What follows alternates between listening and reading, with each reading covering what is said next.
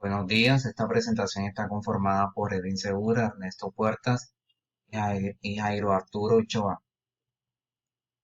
Les hablaré primero que todo el contexto institucional en el cual yo me desenvuelvo.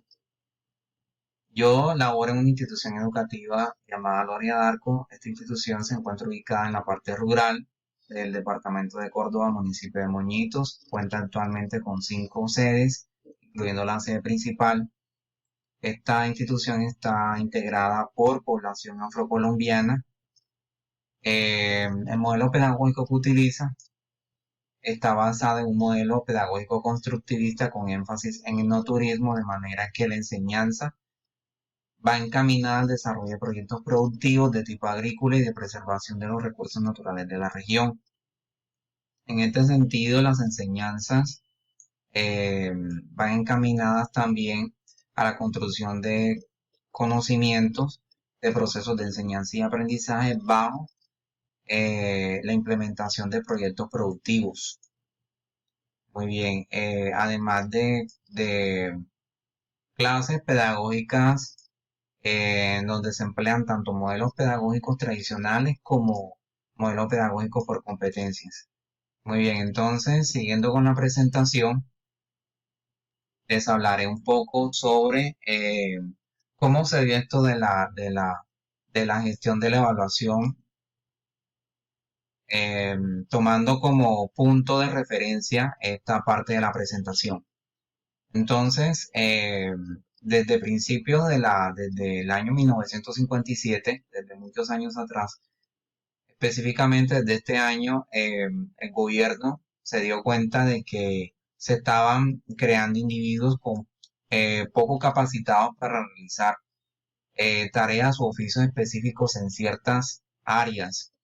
Entonces, a partir de esto, se dieron cuenta que estaban siendo poco competentes y se reformuló. En 1958 se llevó la idea de hacer una reformulación de los currículos, de manera que a los individuos se les orientara un poco más a áreas áreas de manera en donde al individuo se le instruyera un poco más a aquellas áreas en donde se presentara mayor necesidad. Por lo tanto, se empezaron a formar individuos en áreas de ciencias y de las matemáticas. Muy bien, luego, teniendo en cuenta estas ideas, se empiezan, digamos que a crear, a ver la necesidad de fomentar en los individuos a desarrollar procesos de aprendizaje en ellos basados en competencias. Y esto ocurre en el año 1963. Se empiezan, digamos que a crear el boom de diseños fomentados ya en un tipo de evaluación en donde digamos que haya coherencia con esa realidad y esas necesidades de ese entonces. Entonces empiezan a crear programas específicos para fomentar la enseñanza en ciertas áreas. Ya como tal se fundamentan digamos que los primeros programas. Ya en el año 1967, ya pues a través de este recorrido, ya se fundamenta como tal la evaluación formativa y la evaluación sumativa como herramientas para fortalecer los procesos de enseñanza y aprendizaje.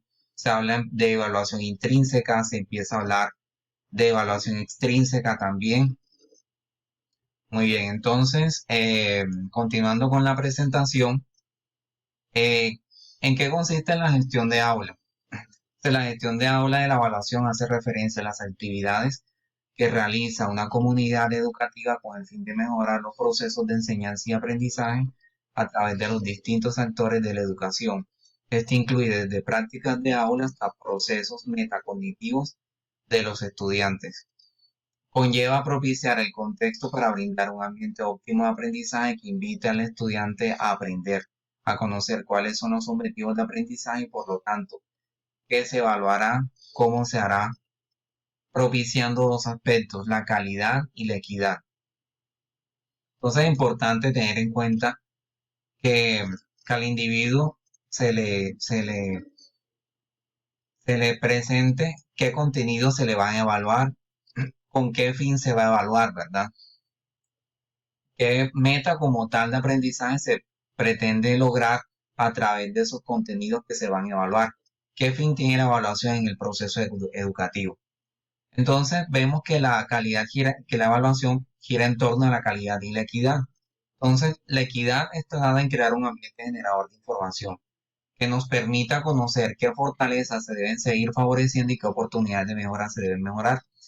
Entonces, si nos enfocamos específicamente en lo que es el proceso evaluativo, formativo y sumativo, eh, y para todo buen proceso de enseñanza y aprendizaje, no es, digamos, no es tan óptimo que nos quedemos solo en la evaluación sumativa. Debemos trascender y darle, digamos que mayor valor de importancia o igual valor de importancia a la evaluación formativa. ¿Por qué razón? Porque a través de la evaluación formativa es que el docente realiza un diagnóstico de los aprendizajes, recolecta la información que necesita para, digamos que para tener evidencia de lo que, de qué fortalezas y debilidades tienen los estudiantes y asimismo no solo los estudiantes, sino su práctica pedagógica. Es a través de la evaluación formativa que el docente empieza a tomar decisiones, empieza a planificar estrategias para fortalecer su práctica de aula y es allí cuando se elaboran las primeras estrategias y luego pues el proceso como tal no finaliza ahí porque luego sigue un seguimiento a esos aprendizajes, a ese proceso de práctica pedagógica. Entonces como tal vemos que la evaluación, si hablamos de evaluación formativa, llevando en este caso la evaluación sumativa, porque puede llevarse la evaluación sumativa a la evaluación formativa, vemos que no es solamente, bueno, sí, el fin es fortalecer los procesos de aprendizaje de los estudiantes, pero a través del mejoramiento de las prácticas de aula del maestro. Muy bien, entonces, continuando con el tema, es preciso, perdón, entonces, la evaluación como tal permite garantizar unos procesos de planificación de aula organizados y eficientes que incentiven el logro de la meta. Y entonces, vemos que la calidad como tal no solamente está dada al mejoramiento de los aprendizajes, sino al mejoramiento de la práctica de los maestros a través de la planificación del aula. Ahora bien, la equidad está dada en que todos los niños y niñas tienen diversas particularidades y que por lo tanto los procesos de evaluación no deben ser verticales sino integrales, en los cuales se reconozcan los diversos ritmos y estilos de aprendizaje. Entonces es importante saber, caer en cuenta de que todos los estudiantes tienen particularidades diferentes, tienen diferentes necesidades de aprendizaje, de que los procesos de práctica de aula, las prácticas de aula no deben ser de manera, digamos que horizontal para todos los estudiantes. Se deben crear, por lo tanto, digamos, diversificar eh, la práctica de aula a través de estrategias de aprendizaje que propicien, a través de estrategias de evaluación que propicien el mejoramiento de esos aprendizajes. Muy bien, entonces es preciso realizar acciones tendientes a ofrecer prácticas de aula coherentes con la realidad de los estudiantes. Entre otras acciones figuran el diagnóstico, la recogida de datos, la toma de decisión, la elaboración de estrategias de acción, la planificación y por último el seguimiento de los procesos de evaluación. La evaluación no debe ser considerada como un proceso aislado en el cual se considera un aspecto apreciativo del aprendizaje. Debe estar dirigida a varios factores y aspectos tanto cognitivos como sociales de los actores de la educación, considerando los modelos posibles de evaluación, sea heteroevaluación, autoevaluación, coevaluación, etcétera. Es decir, que el docente pues hará uso de los modelos de evaluación que crea pertinentes para, digamos que para recoger esa información que él necesita y así puede tener evidencia de qué fortalezas se están propiciando y qué oportunidades de mejora o debilidades se están mejorando. Muy bien, ahora hablemos del bilingüismo. El bilingüismo se refiere a los diferentes grados de dominio con los que un individuo logra comunicarse en más de una lengua y una cultura. El aprendizaje de una lengua, de una segunda lengua, hoy día resulta ser de gran necesidad. Entonces ello conlleva ampliar más el nivel cultural y de oportunidades tanto laborales como académicas para un individuo.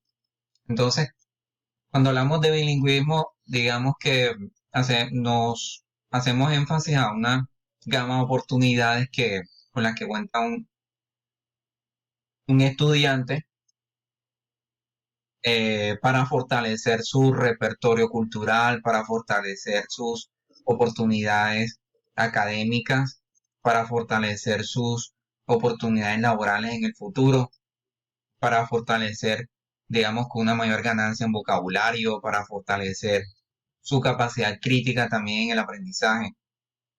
Se promueven ganancias para los aprendizajes a partir de la interacción social en otro idioma. Vemos aquí que el bilingüismo contribuye a mejorar esas interacciones sociales, a disminuir esas barreras que existen entre una cultura y otra. Muy bien, digamos que el bilingüismo es una herramienta que nos permite, digamos que fomentar esa curiosidad de atreverse a hacer las cosas por parte de los estudiantes. Asimismo, resulta de gran importancia que desde una edad escolar se generen ambientes de aprendizaje motivadores, pues se incrementan procesos cognitivos de pensamiento como la imaginación, la creatividad, la interacción, la comprensión e interpretación textual, el desarrollo de la conciencia lingüística o monitoreo de la lengua, entre otros aspectos positivos. Se disminuye el egocentrismo, se amplía el razonamiento y pensamiento lógico verbal, se está más atento a la realidad mundial para así tomar decisiones en el contexto inmediato. Por último, hacer referencia a las fuentes consultadas que hicieron posible esta presentación. Entonces, se utilizaron estos referentes, estos artículos consultados en páginas web y se utilizó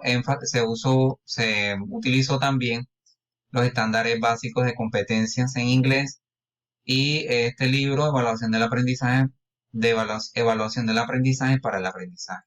Muy bien, eso fue todo. Muchas gracias.